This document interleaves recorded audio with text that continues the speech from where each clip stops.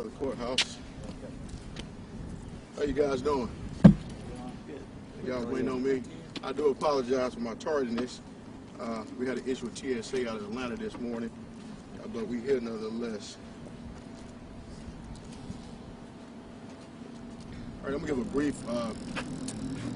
statement here. Then we'll have my co-counsel, Ms. Chantel Lassiter, to say something. We have brief statements from the family and some community leaders here. Good afternoon. My name is Harry Daniels. I'm here with my co-counsel, Ms. Chantel Lassiter, to my left. And we also have a local counsel, Ms. Diaska Spencer of the Spencer Law Firm here in Columbia, South Carolina. We are honored and privileged to represent the Vereen family in their pursuit of justice on behalf of their son, father, brother, Tristan Vereen. On September 11, 2021, the 20th anniversary of when evil struck our homeland, Tristan Vereen was unlawfully killed by South Carolina State Master Trooper Whitney Blake Benton, an 11-year veteran of the South Carolina Highway Patrol. Benton has a history of misconduct. He has a history of stopping people with broken windshield and harassing them. He, in fact, have been reprimanded as such, harassing individuals based on how they look and probably based on their sexuality.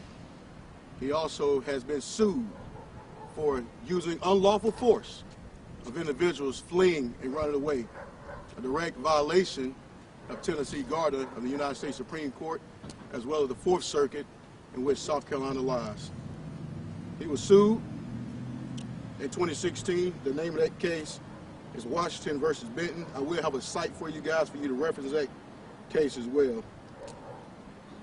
In that case, Mr. Benton shot an individual clambered a fence, a person that was in a perilous position before he deployed his taser, striking that individual, causing that individual to fall to the ground and allegedly paralyzing him, suffering spinal cord damage. Also, after the incident, Mr. Benton, Officer Benton, he mocked the individual, mocked him, saying he wasn't hurt, he wasn't injured. The individual, in fact, was hurt, injured, undergone surgery and treatment. Why are we bringing that up here today? Because we know that in the state of South Carolina, driving a vehicle with a cracked windshield is not a traffic violation. It's not a traffic violation of any kind. In fact, we search high, and Chantel, we search low. We asked the solicitor, Jimmy Richardson, if he can provide us with the information to show us a traffic violation. I have not received an email as such, considering he is the chief law enforcement officer of Horry County. I would think he would at minimum know the laws of South Carolina. We have not been provided that information. So what do we have here? We have Tristan Vereen operating a vehicle lawfully in the state of South Carolina, on the South Carolina highway, being subject and stopped, attempted stop by a trooper who have made such stops for broken windshields. A vehicle, when you see the pictures, there is no obstruction of any kind. In fact, Tristan's girlfriend, who is a Caucasian woman, has been stopped in that vehicle several times and have never been questioned about the cracked windshield. His girlfriend's mother, also is a Caucasian woman, have been stopped several times and never been questioned. So I watched the press conference, the first press conference given by the father of Tristan, and he was spot on. It wasn't about the windshield. It's about him driving while black in South Carolina with a broken windshield to give the officer a reason to stop him. In this state, if a detention is illegal, the unlawful force, the force used in the detention is illegal, then the resistance is legal. For example, if I am an aggressor of one of you all, and you use force to deter my aggression, you are justified in your force because I was unjustified in using force against you. This is nothing that I made up. This is the jurisprudence. This is the law in the United States of America. This is the law in South Carolina. This is the law in Orange County. Everybody making a fuss about and making statements about Tristan resisting arrest. Well, he had a right to resist arrest if it's illegal detention. You have a right to resist arrest. You have a right to resist unlawful detention. And they're making statements about a taser being used on Benton. Well, let me give this to you. The person who killed Tristan is the one who's making an allegation about the use of the taser. Nobody have seen a video of a taser being used on a trooper. Well, if you heard a body cam, dash cam audio, and no mention of the taser. He talks about Tristan biting him, but he make no mention of the taser. But what you also hear, and some of y'all reported and some of y'all have not reported, when Tristan was on the ground after he had been shot, his family was given no indication this video is coming out, this recording is coming out. You would think that the Highway State Patrol would at least give the family deference, let them know they're releasing a video, their last moments of their loved one, for a sound bite. Tristan was on the ground after he was shot, and Benton told him, if you don't roll over, I'm going to shoot you again. If you don't roll over, I'm going to shoot you again. See, what that shows is animus. What that shows sadistic. There's a person who's on the ground, who's been shot, who's no longer for any intents and purposes a threat, and saying if you don't roll over, if you don't obey my command to roll over, like a dog, I'm going to shoot you again. Like a dog. We are here demanding one thing and one thing only: justice and accountability. Whatever form that justice comes, whatever form that accountability comes, that's what we are demanding. True transparency. Chantel and I and other co-counsel, we go all over the nation, and we see these cases happening over and over again, time and time again. They have came home. They have came to the shores of South Carolina, to the tourist attraction of Myrtle Beach. But injustice anywhere, as Dr. King stated, is injustice everywhere. It doesn't matter if you're black, yellow, white, blue, or green, gay, straight, Christian, Muslim, Jewish. It does not matter.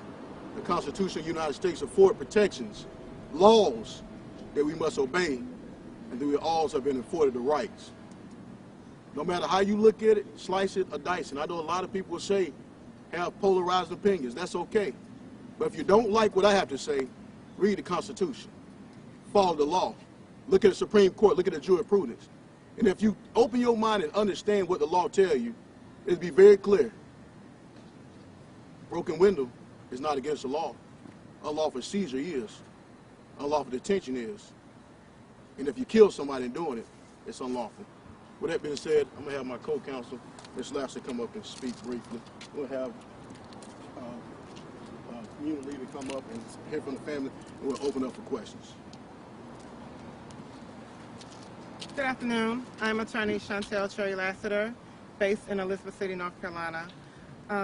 As my co-counsel stated, we are here to find out what happened, what really happened to Tristan Vereen. When I received the call from the family, my first question was why? Why was he stopped? Why did Trooper Benton decide to pursue him with such force? And the question still remains as to why. Why was it necessary to shoot Mr. Vereen in his chest? Why was it necessary to make the illegal stop in the first place? So we are still seeking these initial questions regarding why. That's the transparency we're seeking. We're seeking transparency and accountability for Benton to be held accountable for his actions. We are also dealing with the issue of, as co-counsel stated, with the taser. That's another, that's another question as to why. Why the taser? Why did he need to chase him down and tase him? And then even after Benton had already tased Tristan Vereen, why did he feel the need to shoot him and ultimately killing him? So the questions are still the same, and we're still trying to figure out why, and we're still seeking transparency and accountability. Thank you. We'll hear from, this is Tristan's oldest sister, Marion Vereen, speaking on behalf of the family. On behalf of my family, we are here to seek justice for my brother. Again, as the councils have stated, there is no justifiable cause for the stop on 9/11 that led to this trooper murdering my brother. That's what it is. So we just want justice for him. He deserves that much. No person deserves to be treated like a dog and to be drugged like a dog. So we want justice. All right, next we have from a community activist, Abdullah Musafa.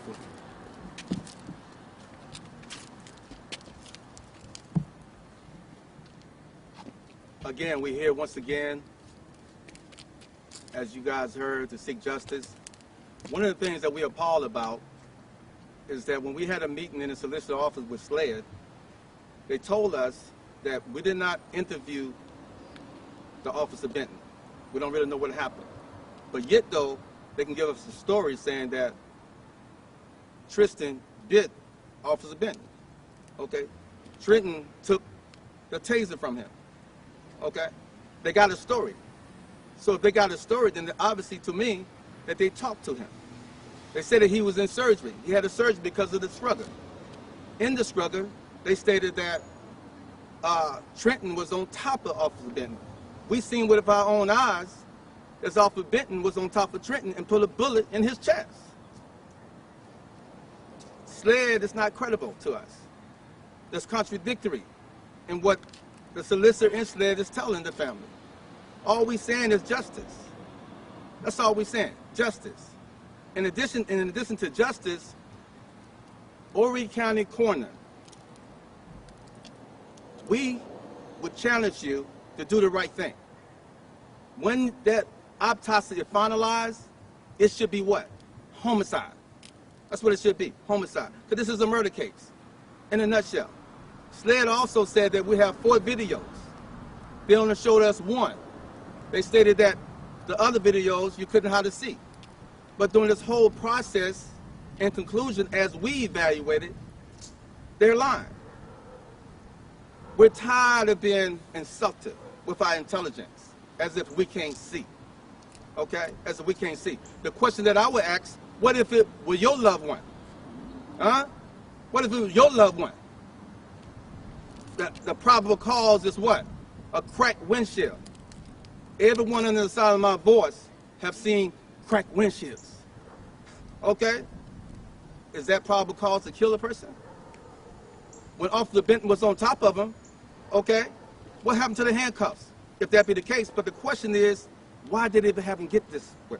Yesterday was Tristan's birthday. Tristan's birthday, yesterday. Okay? It was his birthday yesterday. He should have been here. He should have been here. From my understanding, State Patrol, as well as Horry County Police Department, has a history with the pit maneuver. Because I witnessed seeing the State Patrol pit maneuver Tristan Carr. For what reason? So again, we seek justice, and we seek justice now. One of the things that I emphasize to the community, what we must do is organize, organize, organize. Because unfortunately, there's a stigma in this particular neighborhood, but it doesn't make it right. It doesn't make it right.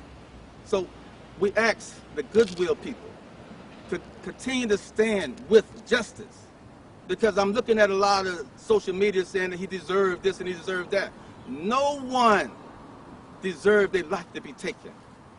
God give, God take, and especially a murder like this right here.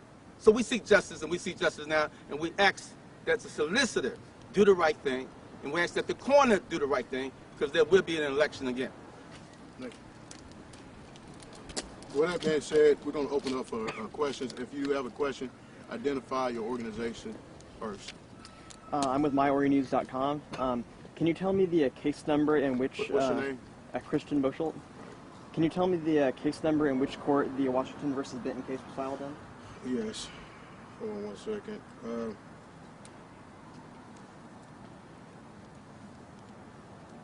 That case is... Did I send it over to you?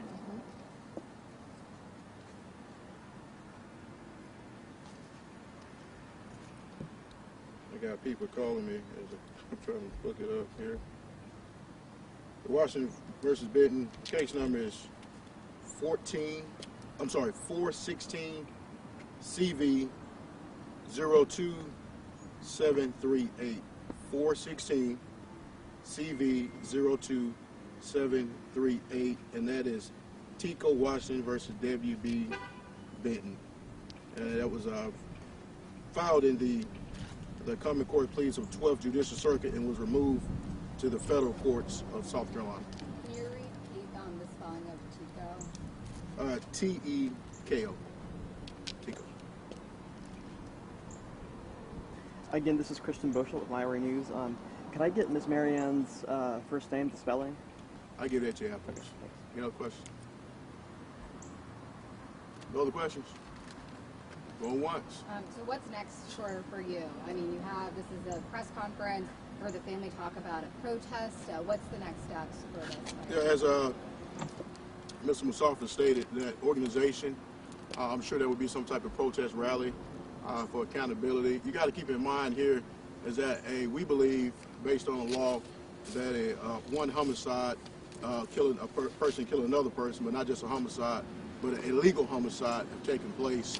And like you said, in order to show accountability and transparency for these particular acts, the community at large must have to band together and have peaceful protests and demonstrations. No violence at all. Have a peaceful protest and demonstration to let the elected officials know that they are going to be held accountable. And one way you can show that is people band together under their First Amendment right to assemble to protest. If they come out to protest, it's likely they come out to the polls to elect individuals who do not want to bring charges or exercise their duty that they have been sworn to undertake. So. Again, sorry, Capital WBTW News. The first time there was a video released, it was surveillance footage. The family did have a chance to see that before it was released to the public, but the dash cam video. To my understanding, the family was told that the dash cam video was not in the custody of the solicitor. However, the video was in custody of the State Patrol, and the State Patrol released it. So if SLED has the information to do an investigation, why is the State Patrol giving out information that's part of the investigation? That causes problems with the integrity of an investigation itself. They should not release videos at minimum when the family has not seen the videos, but if it's not given out by the chief prosecuting officer of Horry County, why in the hell is the State Patrol officer giving it out? Any other questions? This is Christian with LowryNews.com. Can you tell me, y'all plan on, well, first of all, has anyone told you what the injuries were to Benton that required surgery? Because we've heard that too, and no one can say what he needed surgery for. Well, we don't know what the injuries are. These are subjective statements made by him. As such, subjective statements made by him that he was tased as such. So there's no video evidence of that. We know they have shown some things concerning some injuries that he alleged he sustained. But the short answer is no. We do not know what injuries he have alleged. I want y'all to be very mindful, and we'll point y'all to something. As Tristan was running from Benton, when he got to the house and took off running from him, the allegations or whatever his belief was, a broken windshield or whatever the case may be, for a short, low-speed chase, he chased after Tristan. And at some point, you can see Tristan fall to the ground. Tristan didn't stumble. He took that taser, X26 taser, out of his holster and shot him in the back and shot electric current in him. That's why he fell face down, face forward on the ground. That's what tasers do to you. And he tased him again with that taser. Now, if a person's being tased, prongs are inside that person's body. And if that person squeezes that taser again, they're gonna tase themselves. So we've looking at all these things, investigation, all the people that we utilize, our experts, our police experts, as such, to determine the use of this taser, when this taser used. You can hear the dash cam video that the taser was constantly going off after Tristan was on the ground bleeding out. It appears to have been deceased at that time. So that's something that we're looking into. But those statements about injuries, those are statements made by the officer. We haven't seen anything about injuries, and I don't know if we even be privy to those things. But we do know that Tristan is in the ground today and dead and gone, and he should be here. He should be here right now. Now, I have one more question from Catherine again from WBTW. Hey, y'all don't be bashful asking questions now, y'all. The trooper was not ever given a body camera, so therefore he didn't have it on during this because he just had never been given one by the department. How does it make you feel knowing that you can have more video, more evidence, but you don't have the body camera? How does that make you feel? Well, first I got to answer that even true. For me to jump to conclusion and say he didn't have a body cam, I had to take that position that he didn't have a body cam. So if that in fact is the case, then you would think that based on all the things what's going on in our country, with police-involved shootings and killings, and police reform push agendas, and even the senator out of this state has police reform, Tim Scott, you would think at minimum, the state agency, the state police, that's what the state trooper is, will have a body cam. At minimum, the state treasury should afford the state troopers with the body cam. See, they're the one that probably need the body cam more so because a state trooper usually is out by themselves on different posts on the highways and interstates. So if you did have a body cam, that's in fact the case, that's a knock on the state for not giving the money or resources for the state troopers to have the body cam, because body cams holds accountability. Believe it or not, folk act differently when you got a camera on them. You got a camera on me right now, so I'm not gonna say certain things. You're gonna act different. When you got a camera to show things and you know it's there, you may act different. What's done in the dark will come to light though. And when we piece this thing together, I'm sure that we'll have a complete transparency of what happened on that day. Any other questions? Yes. This is Christian with Myri News. Are y'all planning to file a wrongful death lawsuit or any other sort of? We are planning to do anything we need to do to seek recourse and justice for his 4 children that don't have their daddy anymore. So if that's filed a lawsuit, we will. Whatever we need to do to seek justice, to secure stability for this family, to restore this good family's name, we will. Any other questions? All right. Thank you. I appreciate you guys.